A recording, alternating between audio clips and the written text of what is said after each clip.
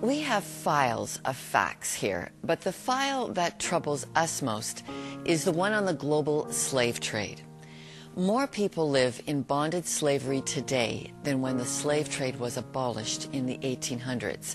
We're not talking about bad jobs, low income, but rather a complete loss of freedom. Over 21 million people around the globe are trapped in modern-day slavery. Today, we'll introduce you to children who are at risk of facing that future, and this is our program to make a difference in their lives. And on the back of my motorized rickshaw, a chilling reminder: children can be sold for sex here. Cambodia is just one of 57 countries in the world where child sex tourism is at work. It's a destination country for that crime. Today we will take you to a community of children who are at the greatest risk of being sold into the sex trade by their own parents, sold as objects to make money for the family. Our journey begins by following children at risk into their weekly visit to a haven of safety. Their voices are a sweet prayer, their goodness a contrast to the threat of evil around them. Will this church stop these children from being sold? That's part of the prayer of this pastor and those who work with these children. Today we'll investigate their hopes and those who respond to them. Here's how it's happening. There's many who work here to stop sex trafficking, and we'll travel with Kim Bui for a closer look.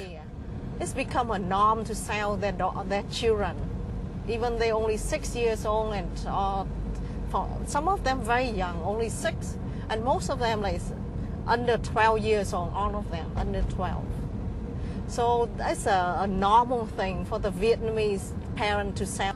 We try to give the girl education and give her a vocational training, a trade, so she won't, at least she can ask the parent not to sell her, you know, like for her to have to bring the money home in a couple of years when she finishes school.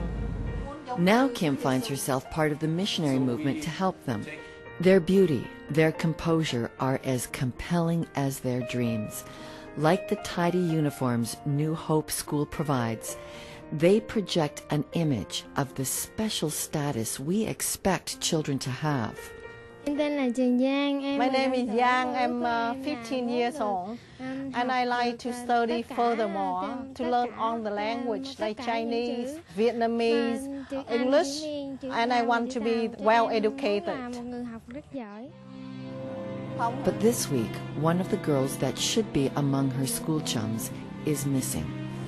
She's not going to church today because usually they come to church. But usually when they need the time selling, they pull the girl out from the church. I'm going to lose one girl because the father lost money in cockfighting. And so the girl told me that she's going to be sold by her father, because her father lost much money in gambling. It's hard to tell what these children think of the risk they live in, but one thing is sure: they are friends with God. This is their tiny church. Not one parent is present. Each child heads to church alone. They know they are loved by God. I think they believe in God will rescue them. Even during that time, they would cry out to God because He's the one. They put their trust in Him. And probably they would ask, why God?